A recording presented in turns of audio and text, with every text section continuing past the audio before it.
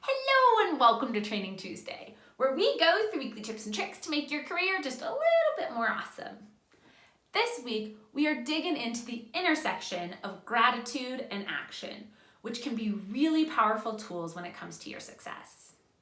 Now, you see, I often hear from people who are complaining about their careers, complaining about all of the things that are going wrong, all of the things that they wish were different, all of the things that just aren't working.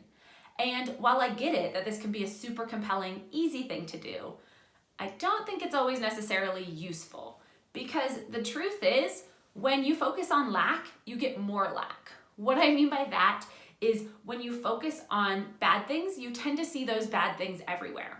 So for example, if you are someone who is in a 9-to-5 and you think that your manager is out to get you, all of a sudden, all of the things your manager does are going to start to prove you right. So maybe they'll make an innocuous comment, which really, truly to them does not mean anything.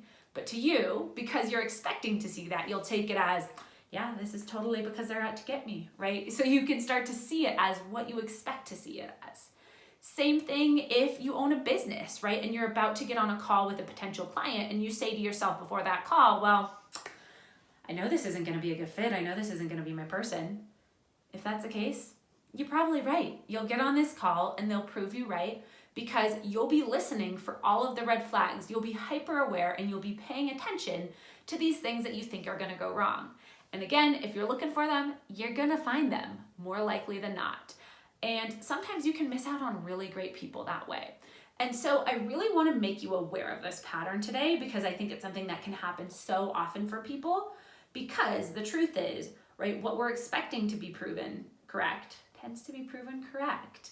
And so I want to make you aware of that this week. And what we want to start to do instead is shift your focus to the good, because good begets good, right? That's how you use this positive momentum to focus on some of these things so that you can then take action and listen for what could go right opposed to what could go wrong. And we all need a little bit more of that these days, right?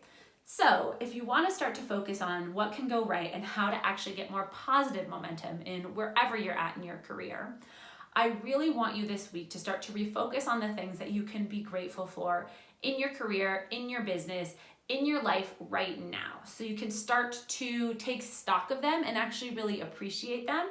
And then you can take action that's more aligned with your hopes and dreams and towards what you want, and less action that's moving away from those fears, right? So this comes back to that conversation we've had on here before about towards versus away from decisions, right? You make better decisions, you make better actions, and you look for kind of these things that are gonna be successes when you're in that headspace. And so my tip for you this week, my friends, is for you to sit and write a gratitude list.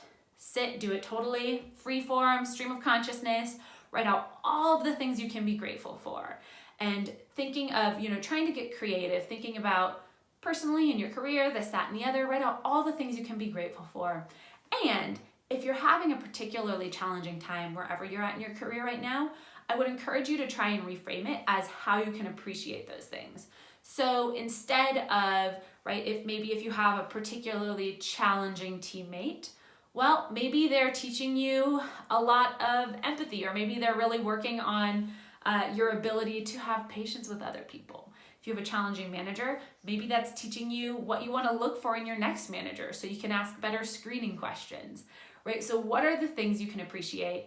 And you can also reframe some of the things that feel a little bit frustrating on that gratitude list as well. So sit, write out your list of all the things you can appreciate. And remember, you can always use this tool in the future if you're feeling kind of in a funky mood. Just sit, stop what you're doing, write out 3 things you're grateful for about the situation you're in right then, right? So start with this exercise. I think it will be a great way to give you an automatic boost, and I promise you will be feeling all the warm fuzzies, okay?